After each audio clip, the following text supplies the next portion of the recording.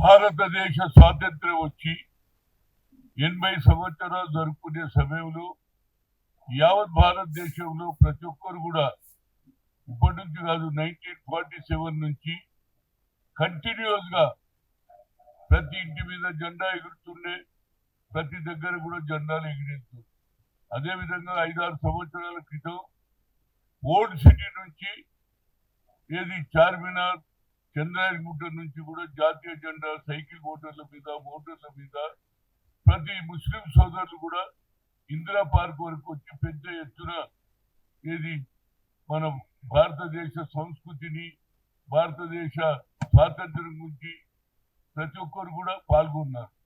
ఇవాళ మా ప్రధానమంత్రి గారు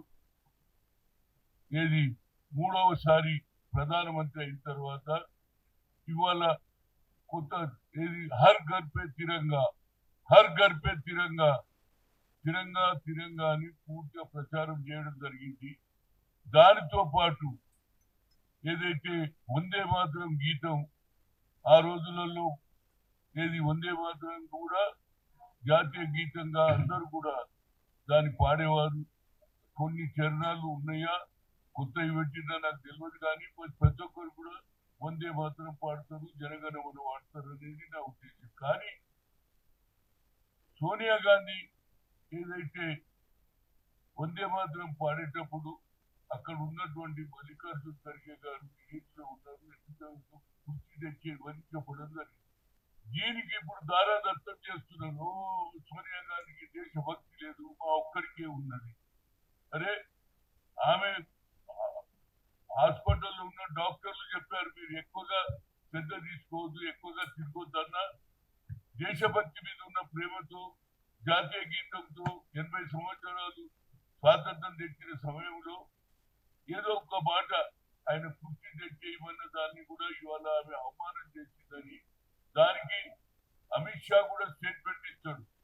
అదేవిధంగా ప్రతి ఒక్కరు కూడా ఇప్పుడు ఆమె దేశభక్తి లేదు, ఆమెకు దేశంలో ఉండాలని లేదు అనే కల్చరు, ఇది ఎంతవరకు సమంజసం అనేది నా ఉద్దేశం. దానికి వస్తే నేను ఒక మాట మాట్లాడతాను, ఎందుకంటే మేము ఇప్పటి వరకు అనలే, కానీ ఇప్పుడు అనవలసి వస్తుంది. స్వాతంత్రం వచ్చిన తర్వాత 1947 వస్తే ఆర్ఎస్ఎస్ ఆఫీస్ మీద 25 ఏళ్ల తర్వాత జెండా ఎగిరేసిండ్రు తిరంగా. దాన్ని మీరు మర్చిపోవద్దు. 25 ఏళ్ళు స్వాతంత్రం గురించి మీకు తెలియదు, స్వాతంత్రంలో పోరాడాలనే ఆలోచన లేదు. కానీ స్వాతంత్రం వచ్చినప్పుడు హిందూ, ముస్లిం, సిక్, ఇసాయి అందరూ కూడా పాల్గొన్నారు. మౌలానా గారు మొదలు పెడితే మహాత్మా గాంధీ ఆలోచనను పండిట్ జవహర్లాల్ నెహ్రూ, సర్దార్ వల్లభాయ్ పటేల్, మౌలానా గారు అందరూ కూడా స్వాతంత్రం గురించి జైల్లోకి పోయారు, పోరాడి తెచ్చిండ్రు. మరి ఇలా జాతీయ గీతము ఆయన ఏదో వందే మాతరం అవమానం చేసిందని ఇదో కొత్త నాటకం. ఇది ఎన్ని రోజులు నడుస్తుంది? ఇన్నేళ్ల తర్వాత గుర్తొచ్చినారా నరేంద్ర మోడీ గారు? మరి మీరే అంటున్నారు ఇవాళ యువకులకు అవకాశం ఇవ్వాలంటున్నారు. మరి యువకులు పాపం మాకు ఎగ్జామ్ లో మేము రాయడానికి పోయాం, రాసినాం, కానీ పేపర్ లీకేజ్ అయిందని వాళ్ళు కాక్రోచ్ జనతా పార్టీ కార్యకర్తలందరూ రోడ్డు మీదకి వచ్చి వాళ్ళని ఏ విధంగా కొట్టారు, ఏ విధంగా వాళ్ళకు పార్శ్వవాయువు ఉపయోగించారు, ఏ విధమైన తీరు జరిగింది యావత్ ప్రపంచంలో ప్రపంచం మొత్తం చూశారు. దానికి జవాబు చెప్పమంటే నువ్వు పార్లమెంట్ కు రావు. ఎందుకు రావు?